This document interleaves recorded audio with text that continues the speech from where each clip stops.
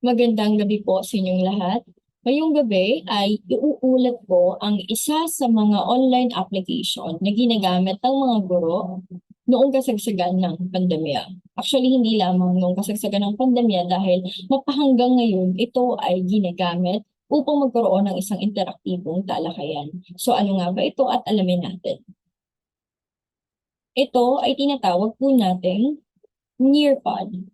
Siguro marami na po sa inyo ang nakakagamit or nakakaalam kung ano ang Nearpod. Pero ano nga ba ang Nearpod? Ito ay isang online application or website na maaaring gamitin upang maging interaktibo ang klase. So, ang Nearpod po ay isa lamang sa maraming online application na ginagamit ng mga guro.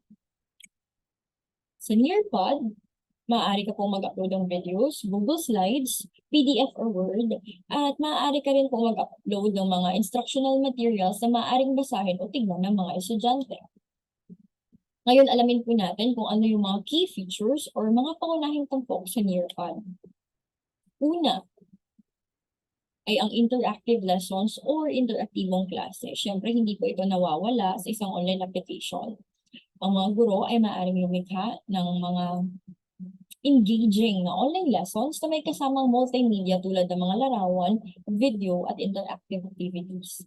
Ang mga mag-aaral ay maaaring makilahok sa mga activity na ito sa kanilang sariling mga device. Ang mga estudyante po ay maaaring gumamit ng laptop or cellphone kung gusto nilang lumahok sa mga activity. Okay, easy access po ang Nearpod. Pangalawa, mayroon po tayong tinatawag na real-time feedback. Sa isang talakayan, mahalaga talaga ang tinatawag nating feedback. Kasi sa pamamagitan ng feedback, nabibigay natin kung ano ang ating opinion o kung ano yung mga dapat i-improve pa sa gawain or sa activity ng mga mag-aaral. Ngayon, pagdating naman sa Nearpod, so, ito yung mangyayari. Habang ang mga mag-aaral ay sumasagot sa mga tanong at aktibidad sa loob ng lesson, maaaring makita ng guro ang kanilang mga sagot sa real time. Ito ay nagbibigay daan sa guro na magbigay ng agarang feedback at mas mapanatili ang engagement ng mga mag-aaral. So bilang estudyante, kapag nakakarinig ka ng mga magagandang feedback mula sa guro, syempre, naiinganyo ka palalo na sumagot o di kaya'y sumali sa talakayan. Assessment tools. So may mga built-in assessment tools sa Nearpod tulad ng quizzes at surveys na makakatulong sa mga guro na mas baybayan ang pag-unlad ng kanilang mga mag-aaral. Maya-maya ipapakita ko po sa inyo ang ilan sa mga assessment tools na maaaring gamitin ng guro kapag siya po ay gagawa na ng mga quizzes, mga formative assessment, at marami pang iba.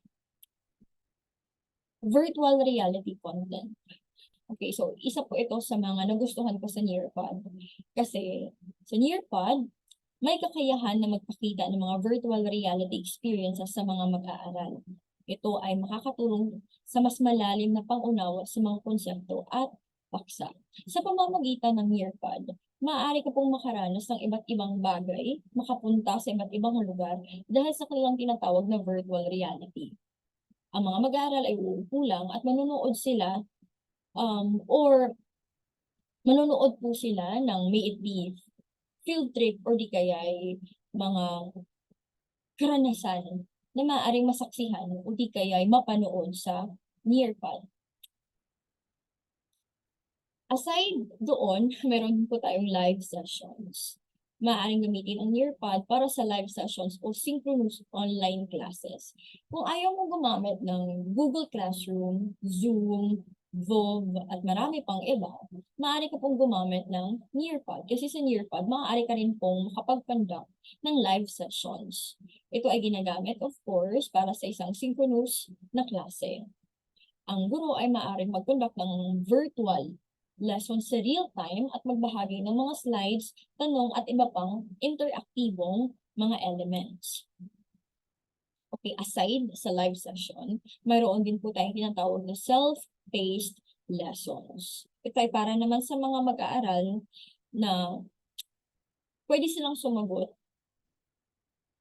sa sarili nilang or sa sariling takdang oras.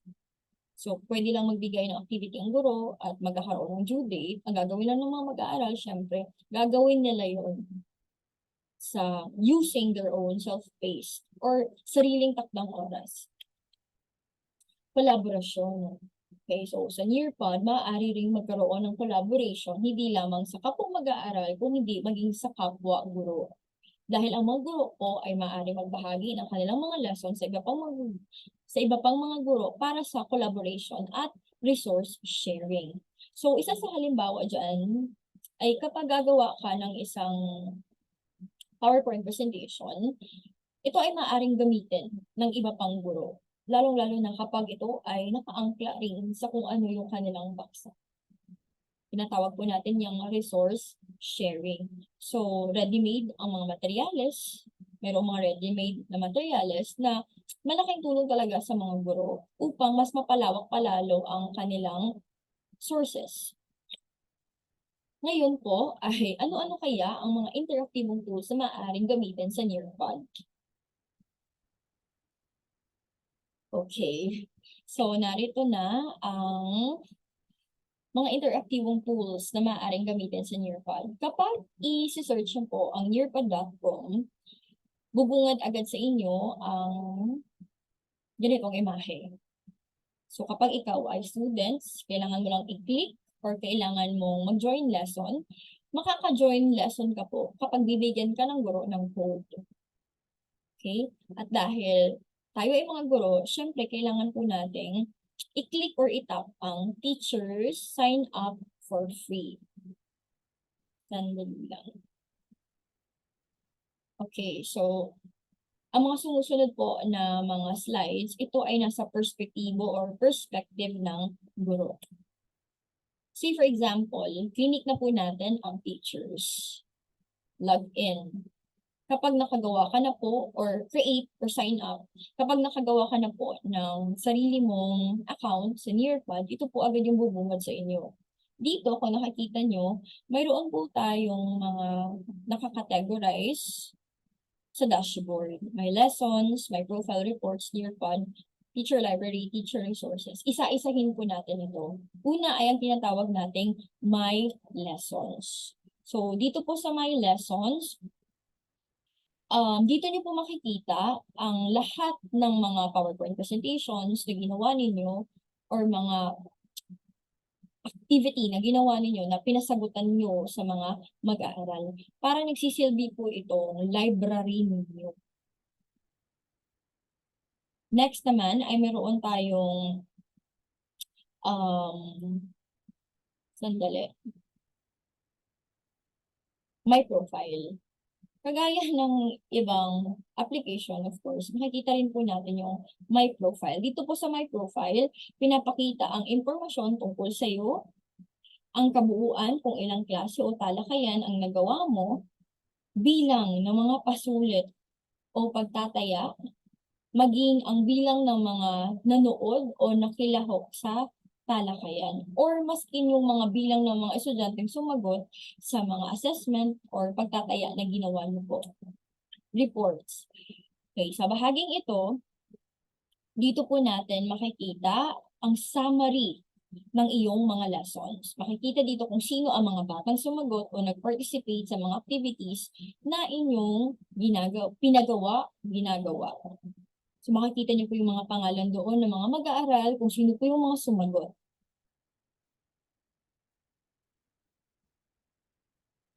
Okay. Dito naman po sa Nearpod Library, makikita dito ang mga featured lessons na gawa ng ibang teachers. Ito ay mga ready-made at pwede niyong gamitin just like sa Slido at Canva.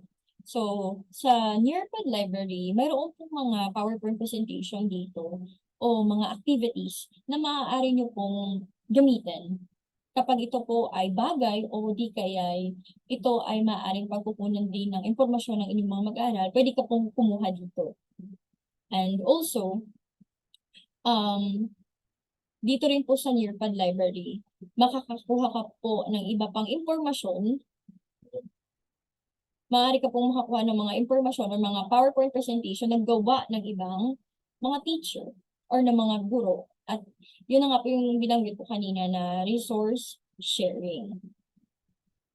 So, hindi ko na nasali, meron din tayong tinatawag na teacher resources. So, dito sa teacher resources po, liban pa dito sa Nearpan Library, meron din pong ibang pagkukunan ang guro dito sa teacher resources. So, marami pong mga resources na maaaring pagkunan ng guro na siyang makakatulong sa kanya upang maging malaman at maging interaktibo pa ang kanyang talakayan. So ngayon, kapag gusto nyo namang gumawa ng isang aralin or kung gusto nyo gumawa ng isang PowerPoint presentation, kailangan nyo lang po i-click ang create. So dito sa create, dito na bubungad sa inyo ang iba't ibang kategorya na maaari ninyong pagpilian depende sa kung ano ang inyong gagawin. So dito, kung makikita nyo po, mayroon tayong tinatawag na or sa kategorya ng create. Create, syempre dito, gagawa ka ng aralin. Kung ano yung gusto mong ibahagi sa iyong mga mag-aaral. Pwede kang gumawa ng slides, parang PowerPoint presentation lang din, slides classic. So dito naka-indicate na po kung ano yung mga instruction. Okay, slideshow, sway. Ito mga maliit na label na, ito yung mga label na to sa baba. Dito niyo po maiintindihan kung ano po yung gamit ng bawat. Hindi ko siya next. Ito po yung gamit ng mga tools na ito. Say for example, slides. Dito, you have to create a new slide from scratch with information and media. Slides Classic, add a blank slide with our classic slide editor. So, binibigyan niya na po sa atin ang lahat sa pag-edit. Ang gagawin na lang po natin ay gumawa at the same time, kung gusto niyo mag-add ng mga videos at marami pang iba, ito ay maaari. Ngayon naman ay ang tinatawag nating, oh my God, interactive. So dito sa interactive, kapag gusto mo makilahok ang mga mag-aaral, lalong-lalo na sa live session, maaaring ka pong gumamit ng mga tools na ito. Okay, mayroon tayong video, web content, BBC video, Nearpod, 3D. So, pagaya ng sinabi ko kanina, naka-indicate na rin po kung ano ang gagawin dito o kung paano ito gamitin.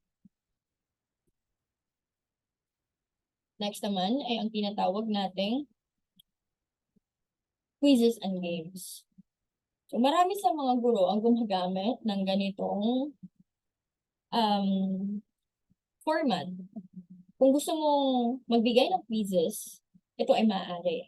Kung gusto mo namang sa pamamagitan ng laro, ito rin po ay maaari. Sandali, play ko muna ito.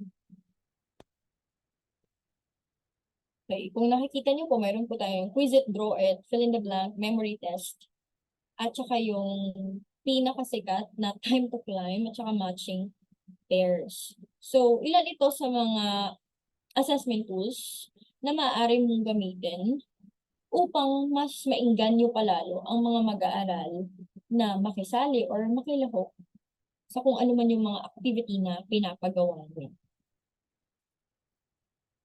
Mayroon naman tayong discussions. Dito sa discussion, nakapaloob ang mga collaborate board, flip, poll, open-ended questions. Sa discussions, maaari mo itong gamitin, lalong-lalo na kapag ikaw ay nagkakaroon ng live sessions. Collaborative board na kung saan habang ikaw ay nagkakaroon ng live sessions, maaari ring mag-collaborate ang mga mag-aaral, maskin ang guro doon. Flip, of course, you have to import, flip to collect video answers. Poll, maaari rin.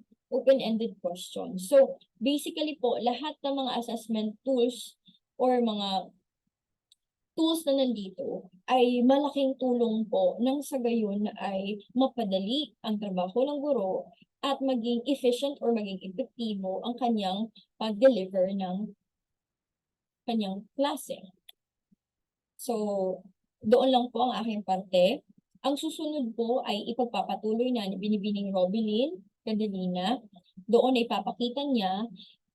magpapakita po siya ng mga video na kung saan pinapaliwanag palalo kung ano ang gamit ng Nearpod. So marami pong salamat at hanggang sa muli, paalam.